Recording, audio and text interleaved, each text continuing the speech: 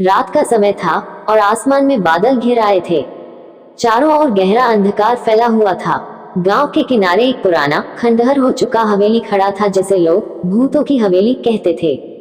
वर्षों से वहां कोई नहीं गया था, क्योंकि गांव में एक पुरानी कहानी प्रचलित थी कि उस हवेली में एक चुड़ैल का साया है। रवि और उसके दोस्तों ने ठान लिया कि वे इस हवेली के अंदर जाएंगे और देखेंगे कि आखिर यह हवेली सच में भूतिया है या सिर्फ अफवाहें हैं। वो सभी रात के अंधेरे में टॉर्च लेकर हवेली की ओर बढ़े। हवेली की दरवाजे की चूं चां की आवाज ने उनके शरीर में सिहरन पैदा कर दी, लेकिन वे बहादुर बने रहे और अंदर दाखिल हो गए। अंदर दाखिल होते ही उनकी टॉर्च की रोशनी से धूल से भरे पुराने फर्नीचर और टूटे हुए खिड़की दरवाजे दिखने लगे। हवेली की दीवारों पर अजीबोगरीब निशान थे, जैसे कोई यहाँ कई सालों से रह रहा हो। अचानक एक ठंडी हवा का झोंका आया और दरवाजे अपने आप बंद हो गए। अब उनका दिल तेजी से धड़कने लगा, लेकिन उन्होंने खुद को शांत रखा। जैसे ही वे आगे बढ़े, उन्हें दूर से किसी के रोने की आवाज सुनाई दी। आवाज धीरे धीरे तेज होती गई। उन्होंने सोचा कि यह उनकी कल्पना हो सकती है, लेकिन तभी उनकी टॉर्च की रोशनी अपने आप बंद हो गई। अब वे पूरी तरह से अंधेरे में थे। एक झटके में उन्हें किसी की साया दिखी। साया धीरे धीरे उनकी ओर बढ़ रहा था। उनके पैरों तले जमीन खिसकने लगी। साया और पास आया, और तभी एक जोरदार चीख हवेली में गूंज उठी। रवि और उसके दोस्त डर से कांपते हुए बाहर की ओर भागे, लेकिन दरवाजा बंद हो चुका था। तभी एक ठंडी हवा का झोंका उनके पास से गुजरा और किसी ने उनके कान में फुसफुसाया, तुम यहाँ से कभी बाहर नहीं जा सकते। उस रात के बाद रवि और उसके दोस्तों का फिर कभी पता नहीं चला। लोग कहते हैं कि आज भी उस हवेली के अंदर से चीखने और रोने की आवाजें आती हैं। हवेली की खिड़कियों में रहस्यमयी साए अब भी दिखाई देते हैं, जो इस बात का संकेत है कि वहां कुछ बेहद खौफनाक है। गांव में रवि और उसके दोस्तों के गायब होने की खबर जंगल की आग की तरह फैल गई। लोग अब पहले से भी ज्यादा डरने लगे थे और कोई भी उस हवेली के पास जाने की हिम्मत नहीं करता था। कई बुजुर्गों ने चेताया था कि इस हवेली में एक प्राचीन श्राप है, जिसे टूटे हुए सदियों बीत चुकी हैं। कुछ महीनों बाद गांव में एक नया आदमी आया। उसका नाम था अर्जुन, और वह एक साहसी अन्वेषक था। उसे रहस्यमयी और भूतिया जगहों पर जाने का शौक था। जब उसने हवेली की कहानियां सुनी तो उसकी जिज्ञासा बढ़ गई।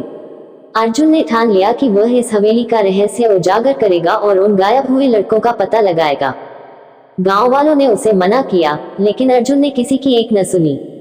एक रात जब गांव के सभी लोग सो रहे थे, अर्जुन ने अपने सामान के साथ हवेली की ओर कदम बढ़ाए।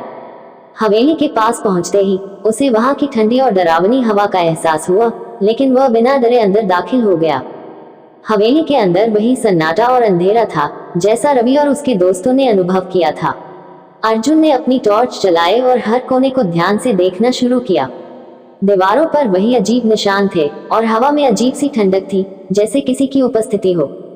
जैसे ही अर्जुन हवेली के दूसरे कमरे में दाखिल हुआ, उसे एक पुराने आईने पर धूल जमी दिखी। उसने उस पर से धूल हटाए और आईने में देखा। अचानक उसकी आंखें चौड़ी हो गईं। आईने में उसकी खुद की परछाई के अलावा किसी और की परछाई दिखाई दी, जो उसके पीछे खड़ी थी।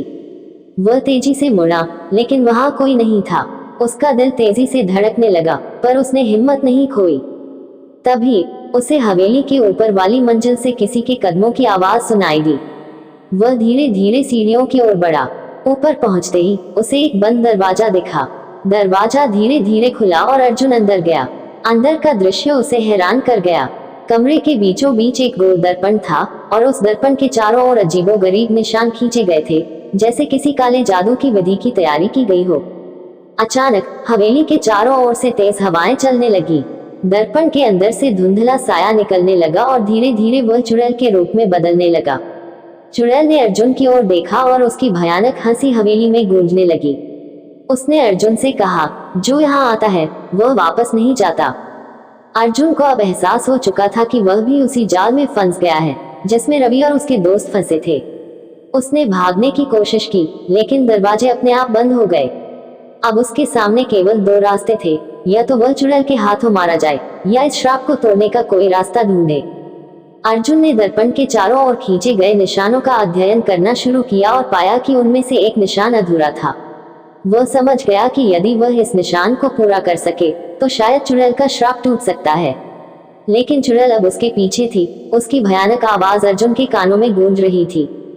अर्जुन ने हिम्मत जुटाई और तेजी से अधूरे निशान को पूरा किया। जैसे ही निशान पूरा हुआ, एक जोरदार गड़गड़ाहट हुई और चुड़ैल की चीखों के साथ वह गायब हो गई। हवेली का अंधकार धीरे धीरे खत्म हो गया और अर्जुन को अब यह महसूस हुआ कि उसने श्राप तोड़ दिया है। वह जल्दी से हवेली से बाहर निकला और गांव की ओर भागा। अगले दिन उसने गांव वालों को सारी घटना बताई। अब हवेली के पास से कोई डरावनी आवाजें नहीं आती थी और वह खंडहर अब बस एक पुरानी इमारत बनकर रह गया था। लेकिन अर्जुन को अब भी एक सवाल सताता था, अगर चुड़ैल का श्राप टूट गया था तो रवि और उसके दोस्त कहाँ थे? अर्जुन भले ही हवेली से बाहर आ गया था और चुड़ैल का श्राप टूट चुका था, लेकिन उसके मन में अभी भी रहस्य की परछाइयां बाकी थी। रवि और उसके दोस्तों का कोई सुराग नहीं था और वह जानता था कि बिना उनके मिलने की ये कहानी पूरी नहीं हो सकती। उसने फैसला किया कि वह इस गुत्थी को पूरी तरह सुलझाएगा। अर्जुन ने अगले कुछ दिनों तक हवेली के आसपास और गांव के बड़े बुजुर्गों से पूछताछ की। उसने एक बूढ़े आदमी से सुना कि जब भी कोई व्यक्ति हवेली के श्राप में फंसता था तो उसे एक अन्य संसार में ले जाया जाता था, जिसे अंधकार का आयाम कहा जाता था। इस आयाम में समय और स्थान का कोई अस्तित्व नहीं होता और जो भी उसमें जाता था वह जीवित अवस्था में वापस नहीं आता। ये सुनकर अर्जुन का मन बेचैन हो गया। उसने महसूस किया कि भले ही श्राप टूट चुका है, लेकिन रवि और उसके दोस्त अभी भी उसी अंधकार के आयाम में फंसे हो सकते हैं। अर्जुन ने निर्णय लिया कि वह उस आयाम तक पहुंचने का कोई रास्ता ढूंढेगा, चाहे इसके लिए उसे अपनी जान ही क्यों न जोखिम में डालनी पड़े। अर्जुन ने गांव के एक पुराने पुस्तकालय में प्राचीन ग्रंथों की खोज शुरू की। कई दिनों तक लगातार पढ़ाई के बाद उसे एक ऐसे मंत्र का पता चला जो अंधकार के आयाम का द्वार खोल सकता था। लेकिन इस मंत्र को बोलने के लिए साहस और संयम की आवश्यकता थी, क्योंकि एक बार आयाम का द्वार खुल गया तो वापस लौटने का कोई निश्चित तरीका नहीं था। अर्जुन ने पूरी तैयारी की और एक रात फिर से हवेली के उस कमरे में पहुंचा जहां उसने चुड़ैल को हराया था। उसने कमरे के बीचों बीच खड़े होकर मंत्र का जाप शुरू किया। धीरे धीरे हवेली की दीवारें कांपने लगी और कमरे के बीच में एक भयानक काला भंवर उत्पन्न हो गया। अर्जुन को यह समझ आ गया कि आयाम का द्वार खुल चुका है। दूसरी तरफ पहुंचते ही अर्जुन ने खुद को एक घने अंधकार से घिरा पाया। वहां न कोई हवा थी, न कोई आवाज, बस चारों ओर घना काला धुआं। अचानक उसे दूर से किसी की फुसफुसाहट सुनाई दी। उसने अपनी टॉर्च चलाने की कोशिश की, लेकिन वह यहाँ काम नहीं कर रही थी। अब उसे अपनी खुद की हिम्मत और सूझबूझ पर भरोसा करना था। अर्जुन ने उस दिशा में कदम बढ़ाया जहां से आवाज आ रही थी। चलते चलते उसे सामने एक धुंधला साया दिखा। जैसे ही वह करीब पहुंचा, उसे एहसास हुआ कि वह रवि था। रवि बेहद कमजोर और थका हुआ लग रहा था, मानो सालों से उस आयाम में फंसा हो। अर्जुन ने रवि से पूछा, तुम यहाँ कैसे फंसे?